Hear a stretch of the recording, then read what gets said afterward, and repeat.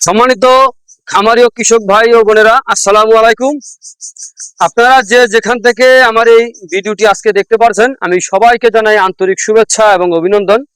তো আজকে আসলাম একটি ঘাসের জমিতে আপনাদেরকে কিছু ঘাস দেখাবো অথবা দু একটি কথা বলবো, যে এই বিষয় নিয়ে কথা বলবো যাতে আপনি গরু ছাগল কিভাবে পালন করতেছেন, কোন ঘাস খাওয়াবেন, কোন ঘাস কখন রোপণ করবেন, কিভাবে রোপণ করবেন। দেখেন, এই যে আমি যে জমিতে দাঁড়িয়ে আছি, এটা হচ্ছে আমেরিকান গুয়াতিমালা হাইব্রিড ঘাস। এটাকে বলে এখন আমেরিকান গুয়াতিমালা 5G ঘাস, যেটা এখন বর্তমানে বাংলাদেশে কিন্তু ব্যাপক হারে চাষ হচ্ছে। এই ঘাসটা চাষ হওয়ার মেন উদ্দেশ্য হচ্ছে, এই ঘাসটা এক একটা ঝোপায় ঘাস হয়, প্রচুর পরিমাণে ঘাস হয়। অন্যান্য ঘাসের তুলনায় এই ঘাসটা কিন্তু অনেক বেশি হয়। এই ঘাসের পাতাগুলো কিন্তু অনেক চড়া হয়। আমি যে জমিতে দাঁড়িয়ে আছি, এই জমির ওই প্রান্তর ওগুলা কিন্তু আমরা অলরেডি কাটা হয়ে গেছে, আর এখানে রয়েছে, আবার ওই পাশে কিন্তু আরো রয়ে গেছে। আবার অন্য অন্য জমি, অন্য জায়গায় আরো 2-3 জায়গায় জমি আছে, সেই জায়গায় কিন্তু আমাদের এই ঘাসটা রয়েছে।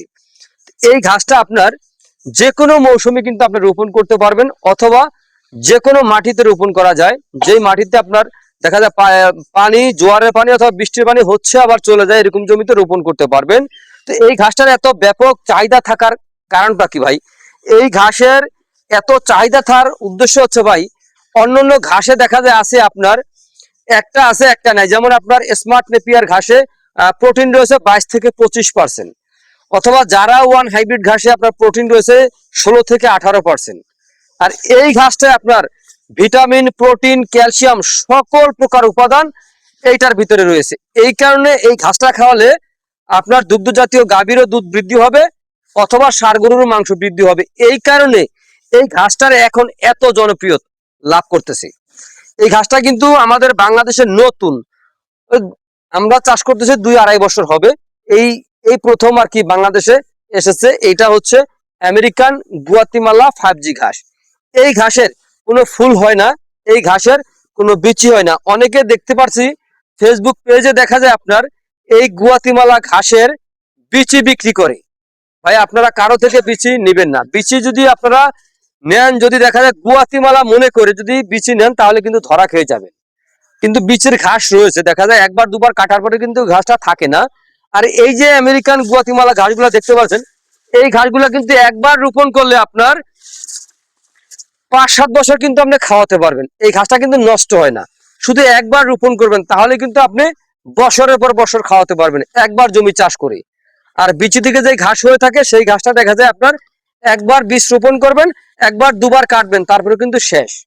তো এই কারণে কিন্তু এই ঘাসটার এত জনপ্রিয়তা লাভ করতেছে। এখানে কিন্তু দেখেন, ঘাসের কিন্তু প্রত্যেকটা ঘাসের ভিতরে কিন্তু পাতাগুলো দেখেন, পাতাগুলো কিন্তু অনেক চড়া পাতা। এত চড়া পাতা কিন্তু অন্য কোনো ঘাসে আমি দেখি নাই, বাংলাদেশে কিন্তু নাই। এখন বর্তমানে এই ঘাসটা শুধু বাংলাদেশ না, সমগ্র বিশ্বের এই ঘাসটা কিন্তু সেরা ঘাস।